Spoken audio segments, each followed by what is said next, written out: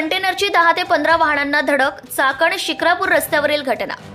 टाटा कंपनीच्या कार घेऊन जाणाऱ्या भरधाव कंटेनरने 10 ते 15 वाहनांना धडक दिल्याची घटना चाकण शिक्रापूर रस्त्यावर घडली। याबाबत मिळालेल्या माहितीनुसार टाटा कंपनीच्या कार घेऊन जाणारा कंटेनर क्रमांक HR 55 AV 2283 चाकण शिक्रापूर रस्त्याने चाललेला असताना कंटेनर चालकाने चाकणमध्ये 2 व्यक्तींना धडक दिली आहे। बहुळ गावाजवळ चाकण पोलिसांनी त्या कंटेनर चालकाला अडवण्याचा प्रयत्न केला असता त्याने थेट पोलिसांच्या वाहनाला धडक देत पुढे गेल्यानंतर साबळेवाडीमधून पुन्हा चाकण बाजूकडे वळण घेत पुन्हा शिक्रापूरकडे निघून करंदी चौफुला येथे पिकअपसह एका युवतीला धडक देऊन जातेगाव खुर्द येथे एका डंपरला ठोकले। चाकणपासून अनेक युवकांनी दुचाकीवरून कंटेनरचा पाठलाग केला। शिक्रापूर पोलीस व नागरिकांच्या मदतीने कंटेनर चालकाला रोखण्यात यश आले। जमलेल्या नागरिकांनी कंटेनरच्या दिशेने दगडफेक केल्याचं समजतंय।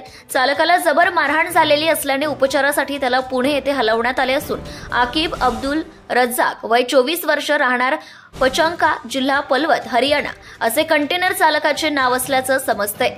प्रतिनिधी विजय Subscribe now and press the bell icon. Never miss an update.